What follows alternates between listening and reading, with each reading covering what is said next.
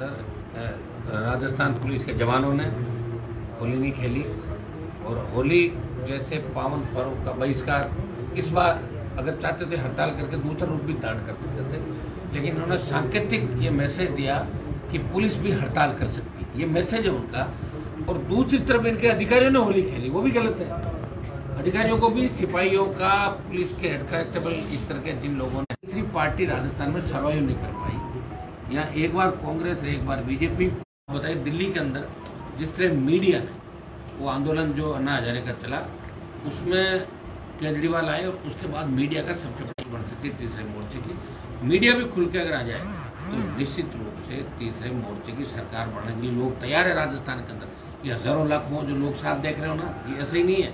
अपने खुद की गाड़ियों में तेल भरवा के जो 5-5 हजार का तेल जलाते हैं अपने नेता के लिए। ये मजबूत कर रहे हैं, आखिरी उम्मीद के रूप में देख रहे हैं।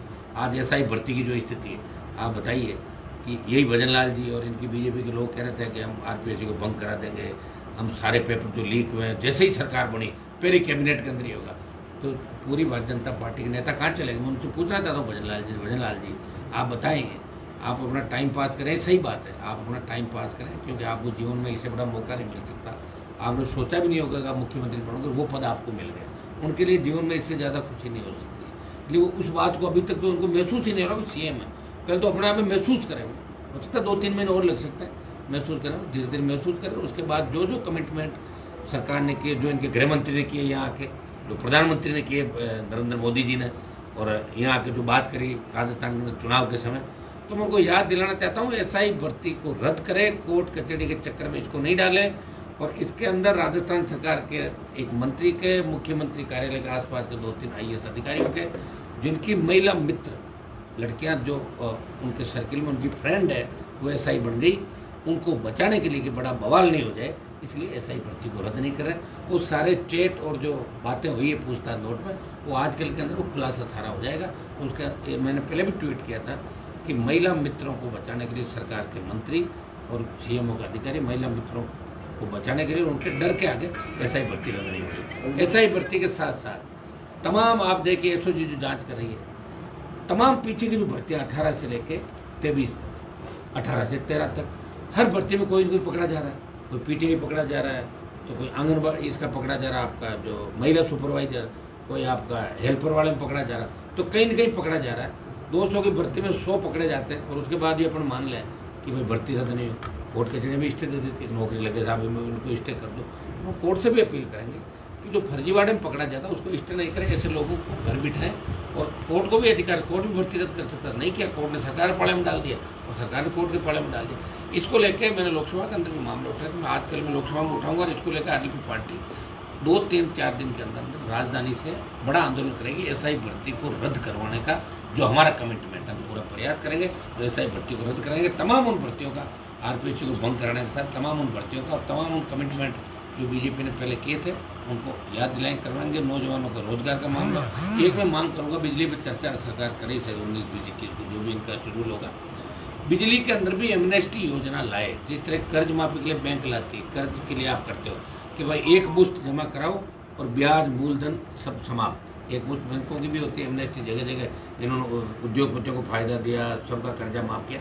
तो हम मांग करेंगे कि किसान तकलीफ के अंदर, फसलें खराब हो रही है, तो राजस्थान के किसान की, मारवाड़ के किसान की जितने भी बिजली के बिल है या वीसीआर है उसको तो खत्म करो। आप लेना चाहो तो 5%, 7%, 10% ले लो आप। लेकिन बिजली के जो बिल है, किसी के 5 लाख, 7 लाख, 10 लाख, उन बिजली के बिलों को 10 से 15-20% एक साथ लेके उनको खत्म करो 31 मार्च तक।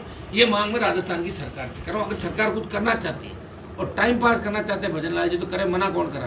कांग्रेस भी टाइम पास ही कर रही है। 7 दिन दादी नानी के नाम पे विधानसभा को ठप रखा और बाद में झुक के अंदर माफिया मांगी और वो कहाँ चले गए? सुरमा जो कहते माफी नहीं मांगे, मांग ली माफी।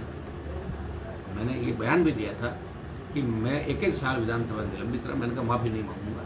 देखिए कई बार हो जाती है और उस बात को सत्ता पक्ष लेके सस्पेंड केस कर देता है, लेकिन कोई बात आदमी अपनी बात से बदल जाए। तो ये मैंने कांग्रेस पार्टी का यहाँ देखा कि 5-7 दिन सदन का टाइम खराब किया और बाद में माफ़ी मांगी, और जब माफ़ी ढंग से नहीं मांगी गई तो विधानसभा अध्यक्ष का दोबारा नहीं सुनाई दिया तो दोबारा मांगी। विधानसभा के अंदर हेमाराम जी जैसे लोग रो पड़े, विधानसभा के अंदर देवनानी रो पड़े, तो तो इससे ज़्यादा पूरे हालात राजस्थान के नहीं हो सकते। 52 से लेकर आज तक की जो सरकार है, चाहे मीडिया के लोगों को पूछ लो, चाहे दूसरे लोगों को पूछ लो, वो यही कहेंगे इस बार लग रहा है सरकार है ही नहीं राजस्थान के अंदर, न तो सरकार है न विपक्ष है। राम भरोसे राजस्थान इस बार चल रहा है। और असली जो वसुंधरा जी के टाइम पोपाबाई का राज था, मुझे लग रहा है कि अब असली पोपाबाई का राज अब आया है। ये उस पोपाबाई से भी पूरा उससे 21 है, 19 नहीं, जब कुछ भी नहीं है। कल मैंने देखा कि कांग्रेस के नेता किस तरह पुलिसकर्मियों के लिए बयान दे रहे थे। शर्म नहीं आती उनको? वो कर लेते 1 साल पहले, मना किया है किसी ने, लेकिन बयान से जिंदा रहना, अखबार में फोटो छप जाए, न्यूज कैसा है, तो आपके भ्रष्टाचार किया और अब चले गए 100 चूहे खा के बिल्ली हज को चली। तो कांग्रेस वालों ने लूटा राजस्थान को, अब बीजेपी लूट रही है। पहले बीजेपी ने लूटा, कांग्रेस ने दबाया, फिर कांग्रेस ने, तो लगातार 80 के बाद लगातार दोनों पार्टियां राजस्थान को लूट रही है। और हम प्रयास करें कि राजस्थान के जवान किसान को उसका हक और अधिकार दिलाएं, राजस्थान में कानून का राज रहे। आज जिस तरह ये मुस्लिम परिवार मेरे से मिला, एक डॉक्टर के गलत इंजेक्शन की वजह से मौत हो गई, इनकी माँ चली गई, तो मैं कमिश्नर से और उनके बात मैंने कही है, आप बताएं भाई, ये डॉक्टरों को किसी लाइसेंस दे दिए कि किसी को भी मार दोगे आप और कानूनी कार्रवाई नहीं होगी? ये कानून सबके लिए है। जब एमपी, मुख्यमंत्री, एमएलए गिरफ्तार होते, डॉक्टर भी गिरफ्तार होंगे। हाँ, ये सही बात है, हड़ताल करके इकट्ठे हो जाते हैं, तो दूसरे लोग भी हड़ताल करेंगे इस मामले में। डॉक्टरों की वाजिब हड़ताल का हमने पक्ष लिया, वकीलों की वाजिब हड़ताल का पक्ष लिया, लेकिन गलत तरीके से कोई ये कहता है कि मैं तो मारूंगा और उसके बाद हड़ताल में बैठ जाऊंगा, ये चीज़ कतई राजस्थान में बर्दाश्त नहीं होगी। और मैं इस परिवार की मदद करूंगा, आवश्यकता पड़ी तो इसके साथ हमें बैठना पड़ा तो बैठेंगे। जो भी डॉक्टरों ने गलती करी है, अगर ये सही है तो गिरफ्तार होने चाहिए, जेल के अंदर जाने चाहिए। अभी मेरे आते ही मामला मेरे सामने आया था, कमिश्नरेट जहाँ बनाए जयपुर जोधपुर के अंदर, फेल है पूरे दोनों कमिश्नरेट। क्या हो गया बताओ मुझे? कमिश्नरेट बनने के बाद क्या हो गया? अपराध रुक गए क्या? अपराध तो बढ़े हुए। सीबीआई आपको जोधपुर में आ ही रही, बताओ। भौंगरी के बाद से लगातार सीबीआई ने तो जोधपुर को एक तरीके से अपना घर ही बना लिया। लगातार हर मामला आता है सीबीआई में जाता है, सर्किट हाउस सीबीआई के लिए बुक होता है। अब आपके दोनों लवली कंडारा और अनिता जाट हत्याकांड को लेकर सीबीआई आ रही है। ये हमारा ही संघर्ष था कि सीबीआई आई और वो लोग जो इसके अंदर दोषी उस इलाकों के पीछे। अविनाश गहलोत का एक वीडियो वायरल हुआ है, होली पर पुलिस अधिकारियों का ट्रैक्टर का और बजरी खनन करने वालों के तालाब में। देखिए, मैंने वीडियो को सुना नहीं, लेकिन हाँ ये सही है कि गरीब आदमी अगर रेत या बजरी ले जाता अपने खेत से या अपने घर बनाने के लिए, तो सरकार को रियायत दे रही थी उन चीज़ों, ये हम भी मानते हैं। लेकिन मंत्री को इस तरह अवैध का समर्थन खुलेआम नहीं करना चाहिए। देखो, पर्दे के पीछे तो सारे ही नेता अपने मतदाताओं की मदद करते हैं, आप भी जानते हो। और हम तो ये कहते हैं कि फ्री करो सारा। 700 की बजरी का हमने संघर्ष किया, 1 साल संघर्ष किया, जनता ने वोट नहीं दी, सही बात है। लेकिन बजरी माफिया का आतंक राजस्थान में खत्म राष्ट्रीय लोकतांत्रिक पार्टी ने किया। ईडी सीबीआई आई और बजरी माफिया घर पे ताले लगे और बजरी 100 रुपये, 125 रुपये और 50 रुपये से लेकर 100-125 तक या आम आदमी, गरीब आदमी को मिलेगी।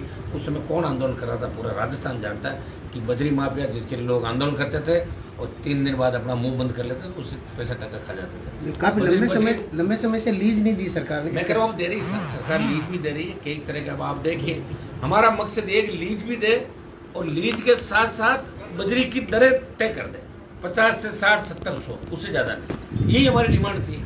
करवाने प्रयास करें, सरकार मेरे हाथ में थोड़ी है। सरकार में सारे 80% चोर बैठ गए, क्या करोगे? वो चोर बदले और दूसरे आके शिफ्ट हो गए। अधिकारी वो क्या हो? अधिकारी सरकार चला रहे हैं। आपको पता है सीएमओ कौन चला रहा है? चीफ सेक्रेटरी और शिखर अग्रवाल का झगड़ा आपसे छुपा के राजस्थान के अंदर। तो भजनलाल जी को इतना अनुभव नहीं है, सारे लोग मजाक उड़ा रहे हैं, इनको पता ही नहीं चलता कि मजाक कौन है, इनका दुश्मन कौन है, इनका दोस्त कौन है। इनके मुंह पे लोग मजाक उड़ा के पीछे हंसते हैं, नहीं पता इस नागौर में खनिज मिला है बहुत बड़ा, और वो देखिए दिशा बदल जाएगी। ऐसा है कि हमारा बड़ा बहुत लंबा संघर्ष रहा। 30 साल पहले टंगस्टन की माइंस रेवट की डिग्री डेगना के अंदर बंद हो गई थी। लगातार 15 साल विधानसभा और 6-7 साल लोकसभा के अंदर चाहे मंत्री से मिलना हो, लगातार ध्यानाकर्षण, लगातार स्थगन सवाल, इनके माध्यम से टंगस्टन का जियोलॉजिकल सर्वे की टीम दिल्ली से आई।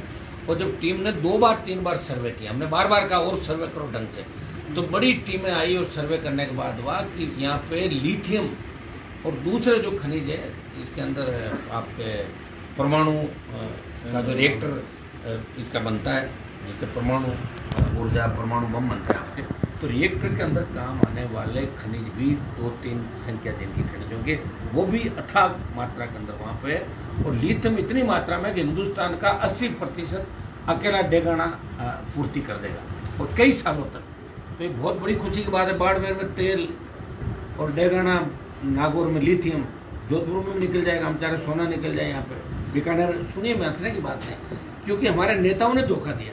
ईश्वर तो देख रहा हम सबको। नेताओं ने पीने का पानी नहीं दिया, सिंचाई का पानी नहीं दिया, रोजगार नहीं दिया, जातियों को आपस में लड़ाया, उन्होंने सही गलत का भेद नहीं किया। तो ये सारी हमें भुगतनी पड़ रही है। लेकिन ईश्वर ये देख रहा है कि मारवाड़ के लोग भोले हैं, राजस्थान के लोग भोले हैं, इन भोलों की मदद करो।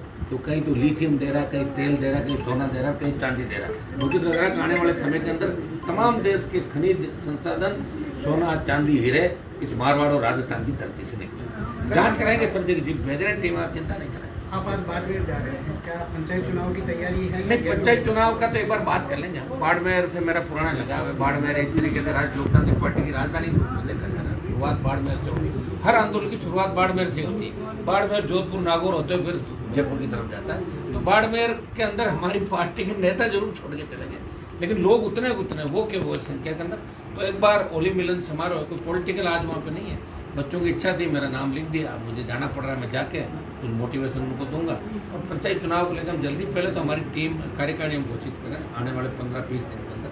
हम चाहेंगे कि 15 अप्रैल से पहले प्रदेश की टीम की हम घोषणा करें। और अब बच्चों को जिम्मेदारी दें। देखिए, जो जाने वाले चले गए, जो छोड़ के जाने वाले थे वो चले गए, अब नहीं जाएगा कोई छोड़ के। ये गारंटी है कि अब 2028 के चुनाव तक कोई भी छोड़ के नहीं जाएगा। अभी सारे लोग इस चीज़ से दुखी भी है कि बार बार लोग छोड़ के जा रही है। कोई नई परंपरा नहीं, कांग्रेस बीजेपी में जाते थे, बीजेपी से कांग्रेस में।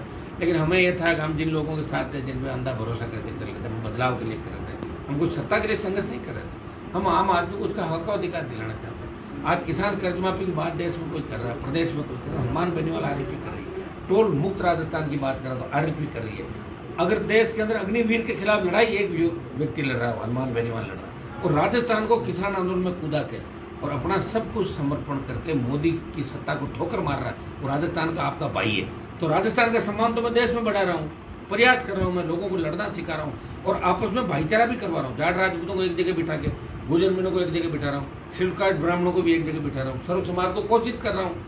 बाकी एक दिन में तो आपको पता है ईश्वर भी पूरा वो नहीं कर पाए। कई लोग देवता आए, कई समाज सुधारक आए, सुधार नहीं पाए। मेरे प्रयास में कोई कमी नहीं रहेगी और मैं पूरी ताकत के साथ राजस्थान के अंदर बदलने के लिए लड़ूंगा। निश्चित रूप से 28 के अंदर बड़ा बदलाव राजस्थान में लाएंगे। इस बार कुछ कमियां रही, संसाधन चाहिए होते हैं, आप जानते हैं। जिस तरह आप चैनल चलाते हो, छोटे चैनलों को कितना जोर आता है बड़े चैनलों के साथ। कांग्रेस बीजेपी की मगरमच्छ, इन्होंने जो लूट खसोट करके जिस तरह सिस्टम कर रखा है, सिस्टम को अधिकारियों से लेकर इन्होंने पूरा हाईजेक कर रखा है। आप ये बताइए कि किस तरह आप इन लोगों को क्यों नहीं पूछते, बीजेपी के लोगों को आप पूछिए कि आप तो सत्ता से आने के पहले तो आप बार बार कर रहे हैं, आप जवाब दो कि क्यों नहीं कर रहे हो। तो अपने आप को आपको बताएंगे। तब तो कह रहे हैं नो कमेंट, उसके बाद आप पीछा नहीं करते। पीछा करो, आप पत्रकार उनका पीछा करो, बैठो आप, भाई बताओ उन बातों को जो आपके कमिटमेंट थे। जैसे मेरे कमिटमेंट थे कि मैंने पिछली बार कहा कांग्रेस बीजेपी से अलायंस नहीं करूंगा, नहीं किया मैंने। हो सकता है मेरी एक ही सीट आई होगी, फिर मैंने कहा कांग्रेस से नहीं करूंगा, हार गया क्यों, उसमें क्या फर्क पड़ता है। 1 से 95,000 वोट तो मेरा है, दोनों पार्टियां मिल गई, फर्क क्या पड़ता है। हार जीत चलती रहती है। जंग के अंदर ये जरूरी नहीं जंग जीती जाए। जंग लड़ी कैसे, जंग बड़ी मजबूती से लड़ी। तो जंग मजबूती से लड़ी और इसका परिणाम इस देश के अंदर आएगा। निश्चित रूप से अग्निवीर को लेकर बड़े आंदोलन की शुरुआत में कर रहा हूँ और किसानों के आंदोलन का नेतृत्व पंजाब ने किया और जवानों के आंदोलन का नेतृत्व राजस्थान करेगा। और अग्निवीर हम वापस करवा के मोदी अमित शाह से करवा के दम लेंगे। ये संदेश हम पूरे देश के अंदर देंगे कि राजस्थान का जवान ही इस अग्निवीर के खिलाफ आंदोलन का नेतृत्व करा और राजस्थान का जवान मजबूत है, यहाँ किसान मजबूत है।